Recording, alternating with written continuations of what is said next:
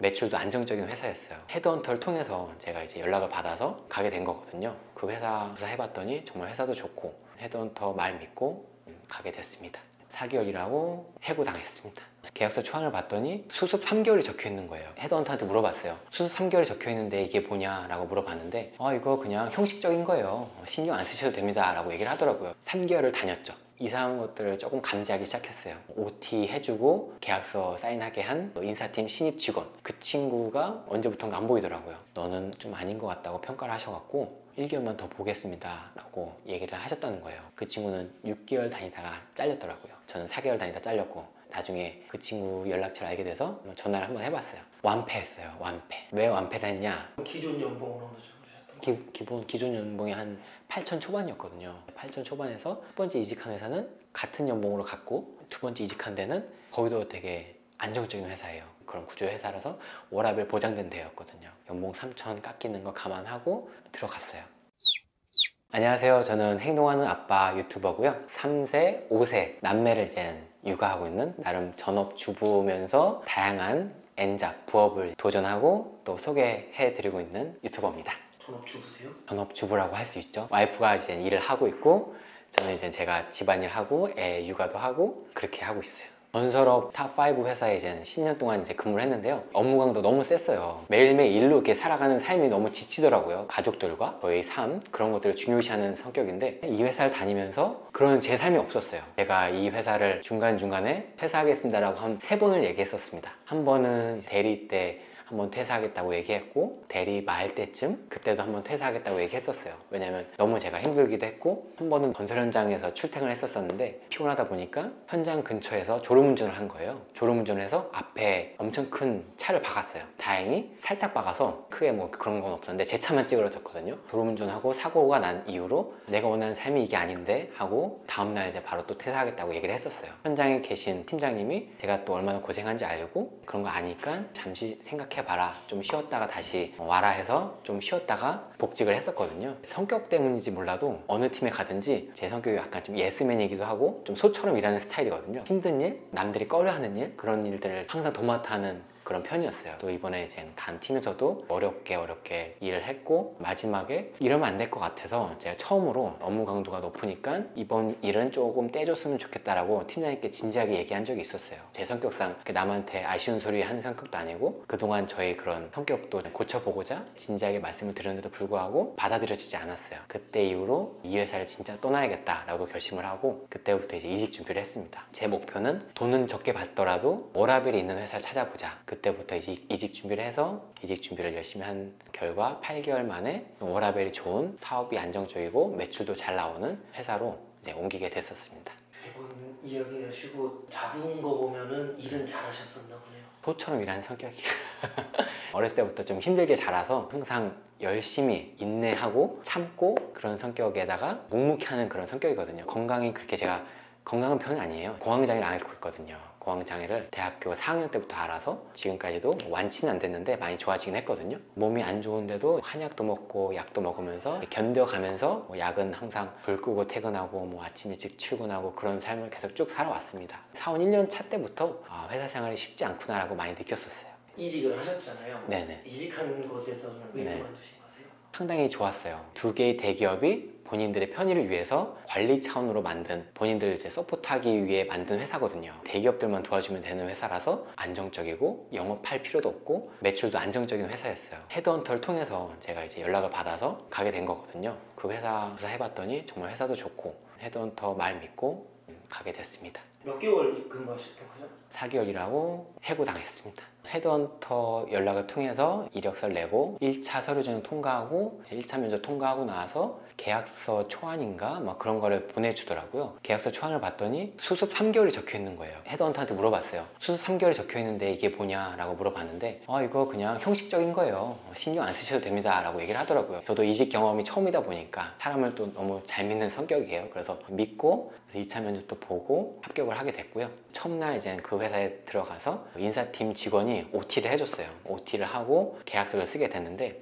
인사팀 직원이 신입사원이 저를 OT를 했거든요. 들어온 지 2개월밖에 안 된 신입사원이 OT 해주고 그렇게 계약서 쓰고 하는 게 조금 의아했었거든요. 인사팀 과장님도 있고 한데 그 친구가 이제 OT를 해주더라고요. 계약서를 사인을 하게 되는데 제가 또 한 번 다시 물어봤어요. 여기 수습 3개월이 있는데 보수님이냐? 라고 물어봤는데 그 친구가 말하기는 큰 사고만 안 치면은 괜찮습니다. 별거 아니에요. 라고 또 그렇게 얘기를 했어요. 저는 이미 이직을 한 상태고 지난번에 헤드헌터가 한 얘기도 있으니까 그래 나는 그렇게 큰 사고 칠 성격도 아니고 걱정 없이 사인을 하게 됐습니다.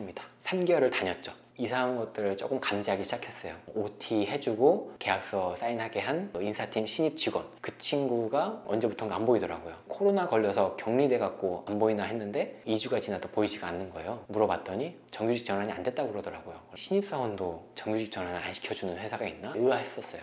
제가 있던 팀이 관리팀이었는데 팀장님, 한 살 위 과장, 이 과장이 저희 사수인 거죠. 그리고 그 다음에 중고 신입 1명, 신입사원 1명이었어요. 사수의 일을 이제 받아서 해야 되는 입장이고 이 사수와 좋은 관계를 유지해야 될 것 같은데 이 사수가 저한테 말을 안 걸더라고요. 제 뒷자리에 앉고 등을 맞대고 있는 자리인데 출근하고 처음 인사하고 퇴근하고 인사하고 그게 끝이었습니다. 4개월 동안이요. 새로운 집 이사 가는데 인테리어 한다고 바쁘다고 연차도 많이 내고 너무 정신없으니까 나를 못 챙겨주나 보다라고 그냥 그렇게 생각을 했어요. 이제 2개월이 되고 그렇게 봤는데도 안 챙겨주는 건 당연하고 말도 안 걸고 그때 느꼈습니다. 이 사람 나한테 철벽을 치고 있구나. 같이 회사 생활 쉽지 않겠는데? 나랑 한 살 차이밖에 안 나고 팀장님 밑에 이 사람이고 나니까 오래 해야 될 사이인데 이렇게 처음부터 나한테 대하면은 쉽지 않겠구나 라는 생각을 그때 하게 됐어요. 2개월 차 때쯤에 팀장님이 워드 파일을 저한테 메일로 보내시면서 김 과장 아는 만큼만 적어봐라고 하더라고요. 퇴근하시면서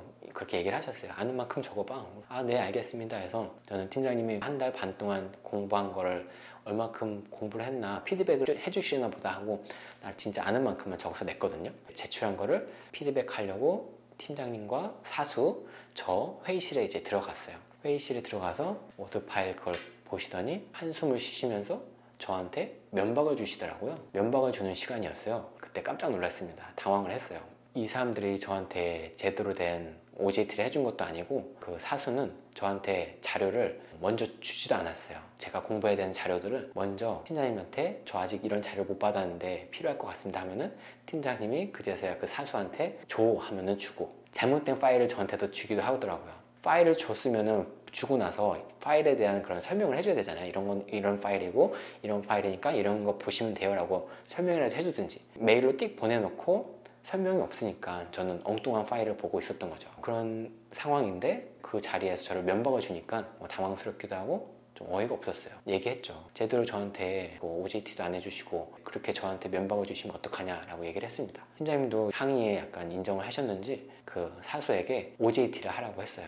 그래서 정해진 시간에 그제서야 OJT를 하게 됩니다. 3개월 때쯤에 지방으로 교육 출장을 갔었거든요. 팀장님이 이제 출장 중에 다 안 끝났는데도 불구하고 빨리 오라고 그러더라고요. 뭔가 급한 일이 있나 보다. 언짢았지만 급한 일이 있으니까 부르셨겠지 하고 바로 올라왔어요. 팀장님과 단둘이 면담을 했는데 너가 이제 3개월이 다 돼가는데 윗분들이 너는 좀 아닌 것 같다고 평가를 하셔갖고 1개월만 더 보겠습니다 라고 얘기를 하셨다는 거예요. 너가 열심히 하는 모습, 실력을 보여줘야 된다 그런 얘기를 하시더라고요. 그 말도 좀 어이가 없었어요. 저한테 3개월 동안 일을 주지도 않았고 자리만 지키게 해놓고서 그렇게 한 것도 좀 어이가 없었고 그렇게 해서 1개월 동안 또 연장하는 수습기간 연장 계약을 하게 돼요. 수습기간을 1개월 더 연장을 하게 됐고 1개월이 또 연장되고 나서 사수 과장이 저랑 이제 1대1로 이것저것 물어보더라고요. 공부했던 거에 대해서 구두로 막 물어보더라고요. 그래서 이건 뭐냐 해서 뭐 대답할 수 있는 건 하고 못하는 건 못하고 막 그랬죠. 저를 평가하는 시간이었나 봐요. 구두 시험으로. 결론은 4개월 끝날 무렵에 수습으로 더 이상 연장을 못하고 정규직 전환이 안 되고 이제 끝나는 걸로 되게 된 겁니다.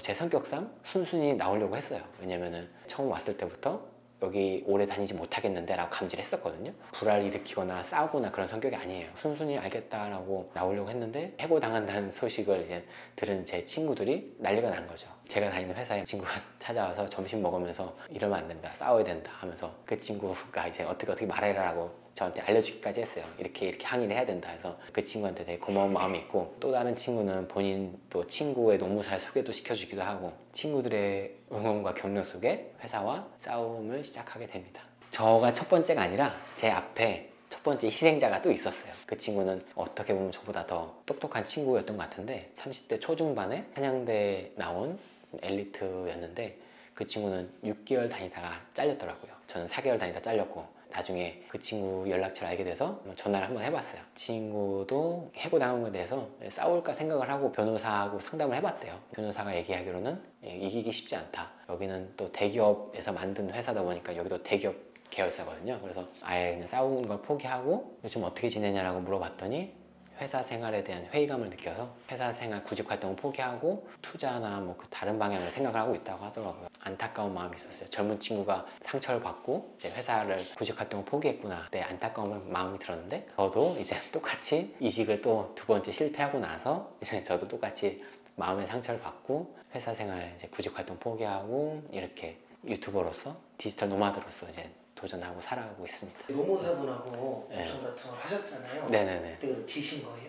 완패했어요. 완패. 왜 완패를 했냐? 서울지방노동위원회 거기 가서 위원분들하고 저희랑 그쪽 회사 3자 대면이라고 해야 되나요? 그런 시간이 있었거든요. 최종 그 판결 저희 쪽에는 아무 질문도 안 하고 그 회사 쪽에만 질문 한 5개 정도 하고 바로 결론이 딱 났어요. 회사 쪽 손을 들어준 거예요. 왜 그러냐면 제가 처음에 수습 그거를 사인을 했고 퇴사할 때도 인정하는 사인을 또 했거든요. 역량 부족으로 그 역량 미달로 인해서 퇴사한다 또 그런 식의 사인을 했거든요. 그때 뼈저리게 느낀 게 서명은 함부로 하면 안 되겠다. 그때 한번 느꼈고 서명한 게 가장 큰 이유였습니다. 법적인 싸움이나 그런 거는 다 서면으로 증거로 나가는 것 같아요. 완패. 그래서 제가 이걸 경험 삼아서 싸우실 일이 있으신 분들은 팁을 드리자면은 절대 수습 그런 거 있을 때 사인하지 말 것. 초반에 했더라도 마지막에 하는 사인 그거는 하지 말고 초반에 헤드헌터랑 이제 통화를 할 일이 있으면은 녹취 기능을 틀어서 통화 녹음을 해두는 게 증거물 확보해두는 게 중요하다는 걸 느꼈습니다. 좋은 게 좋은 거다는 아닌 거예요. 맞아요. 확실하게 해야 되더라고요. 그래서 저는 약간 좀 성격이 좋은 게 좋은 거다. 그냥 사람 믿고 되게 그래야지라고 생각하고 그렇게 살아오는데 이렇게 또 이렇게 저를 사람을 믿을 수 없어지는 그런 상황이 되는 것 같아요. 완전히 구직을 일단 포기를 하신 거예요? 제가 2번째 이직을 또 했었거든요. 3개월 만에 또 어렵게 이직을 했어요. 거기도 이제 연봉을 한 3천 깎고 들어갔나? 기존 연봉은 어느 정도 주셨던 기존 연봉이 한 8천 초반이었거든요. 8천 초반에서 첫 번째 이직한 회사는 같은 연봉으로 갔고 2번째 이직한 데는 거기도 되게 안정적인 회사예요. 그런 구조 회사라서 워라밸 보장된 데였거든요. 연봉 3천 깎이는 거 감안하고 들어갔어요. 여기는 제가 자진해서 이제 퇴사를 하게 됐는데 상사의 갑질 그런 게 너무 심했어요. 첫 번째 이직한 회사도 그렇고 2번째 이직한 회사도 그렇고 적은 인원으로 구성돼 있어요. 예전 회사는 팀장, 사수, 신입 직원 2명이었다면 여기는 팀장, 그 다음에 그 다음에 신입 직원 2명 그렇게 작은 팀이었어요. 유입분들의 그런 영향력이 커서 그런 거를 이제 다 받아내지 못하면은 떠나야 될 수밖에 없는 구조였어요. 제가 있던 그 자리도 이미 2년 동안 4명이 나갔던 한동안 공석이었다가 제가 5번째로 들어온 자리더라고요. 다녀보니까 사람들이 이 좋은 직장을 왜 빨리 그만두는지 이해를 하게 됐어요. 2개월 다니고 결국 제 발로 나오게 됐습니다. 쉽지 않네요. 또 운이 좀 나빴던 것 같아요. 연달아서 운이 이렇게 나쁠 수 있나라는 생각이 들긴 하는데 이번에 그런 불행으로 인해서 제가 이제 디지털 노마드 이런 쪽 유튜버, 블로거 이쪽 길로 기회를 찾지 않나 라는 생각도 약간 긍정적으로 생각을 하고 있습니다. 그럼 지금은 이제 전업주부 하시면서 네네네. 부업을 하시는 거죠? 네. 그럼 어떤 부업을 하고 계신가요? 첫째, 둘째 유치원 어린이집 보내고 나면은 9시쯤 되거든요. 집안일 초고속으로 빨리 하고 집에서 이제 일을 시작하는데요. 애들 없는 시간만 제가 할 수 있는 그런 시간입니다. 처음에 제가 하는 거는 인콘 공공 조달 플랫폼이라고 그 인콘이라는 회사가 있어요. 절야광 정약용 채널 보고서 이제 알게 된 부업이고 그래서 올해 초부터 시작을 했는데